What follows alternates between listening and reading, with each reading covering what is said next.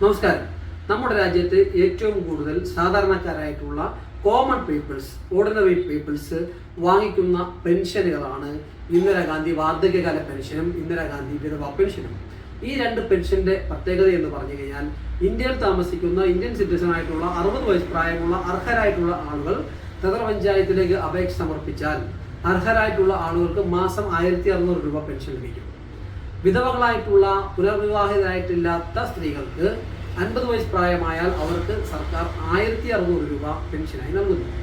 ഈ പെൻഷനുകൾ നൽകുന്നത് എന്തിനാണെന്ന് ചോദിച്ചാൽ, ഈ രാജ്യം ഒരു വെൽഫെയർ രാജ്യമാകുന്നതിന് വേണ്ടി എല്ലാ ജനങ്ങളെയും സംരക്ഷിക്കുന്നതിന് വേണ്ടിയിട്ടുള്ള ഒരു പെൻഷൻ പദ്ധതി നമ്മുടെ ഡയറക്റ്റീവ് പോളിസിയുടെ ഭാഗമായിട്ട് ഭരണഘടന നമുക്ക് ഉറപ്പുവരുത്തുന്ന ഒരു പോളിസി സമ്പ്രദായമാണ്.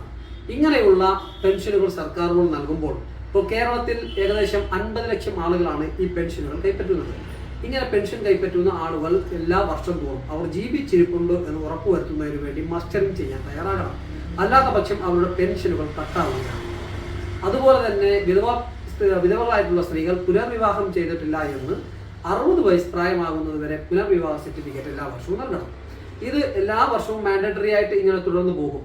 പക്ഷെ കഴിഞ്ഞ ഒരു വർഷക്കാലമായി ഈ പെൻഷൻ വാങ്ങിക്കുന്ന വിധവകളായിട്ടുള്ള അല്ലെങ്കിൽ വാർദ്ധക്യമുള്ള നമ്മുടെ സഹോദരങ്ങൾക്ക് നേരിടേണ്ടി വന്ന ഏറ്റവും വലിയൊരു ബുദ്ധിമുട്ടെന്ന് പറഞ്ഞാൽ, കേരള സർക്കാർ 7 തവണ സർക്കുലറായി പാസ്സാക്കിയിട്ടുള്ള ഉത്തരവുകളുണ്ട്. അതിൽ ഈ പെൻഷൻ ഗുണഭോക്താക്കൾ അവരുടെ ആധാറുകൾ പുതുക്കുന്നതിനും അവരുടെ ആധാറുകൾ അപ്ഡേറ്റ് ചെയ്യുന്നതിനും അവരുടെ മസ്റ്ററിംഗ് സർട്ടിഫിക്കറ്റുകൾ അപ്ഡേറ്റ് ചെയ്യുന്നതിനും കൂടാതെ നിരവധി തവണ അവരുടെ വരുമാന സർട്ടിഫിക്കറ്റ്, മറ്റ് സർട്ടിഫിക്കറ്റുകളൊക്കെ പരിശോധിക്കുന്ന ഒരു സാഹചര്യം ഉണ്ടാകുന്നു.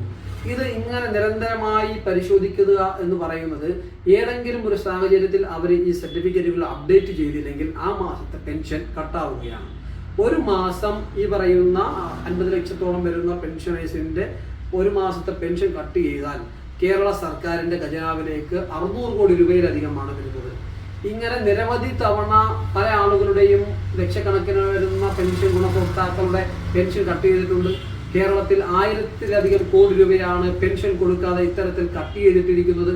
അപ്പോൾ സർക്കാർ ചെയ്യുന്നത്, സർക്കാർ തന്നെ ഒരു പോളിസി ഉണ്ടാക്കിയിട്ട് സാധാരണക്കാർക്ക് പെൻഷൻ നൽകുമ്പോൾ കേരളത്തിൽ ഈ പെൻഷൻ അനധികൃതമായിട്ട് ഇടപെടൽ നടത്തുന്നതിൻ്റെ അടിസ്ഥാനത്തിൽ സർക്കാർ ചില ഉത്തരവുകൾ പുറപ്പെടുവിക്കുന്നതിൻ്റെ അടിസ്ഥാനത്തിൽ അവരുടെ ചില മാസത്തെ പെൻഷൻ കട്ട് ചെയ്യുന്നു. അങ്ങനെ പാവങ്ങളായിട്ടുള്ള സാധാരണക്കാരായിട്ടുള്ള ആളുകൾ, പ്രായമായിട്ടുള്ള ആളുകൾ അവരുടെ ജീവിതത്തിലെ ഏക ആശ്രയമായി ഈ പെൻഷനെ കാണുമ്പോൾ അവർ മരുന്ന് വാങ്ങിക്കുന്നതിനും നിത്യ ജീവിതത്തിലെ മറ്റ് അവശ്യ കാര്യങ്ങൾക്ക് വേണ്ടിയും ഉപയോഗിക്കാൻ ഈ പെൻഷൻ ഉപയോഗിക്കുമ്പോൾ അവർ കൃത്യമായി വിതരണം ചെയ്യുന്നില്ല എന്ന് മാത്രമല്ല, അവർക്ക് വിതരണം ചെയ്യേണ്ടുന്ന പെൻഷൻ പല കാരണങ്ങളും പറഞ്ഞ് കട്ട് ചെയ്യുന്നു.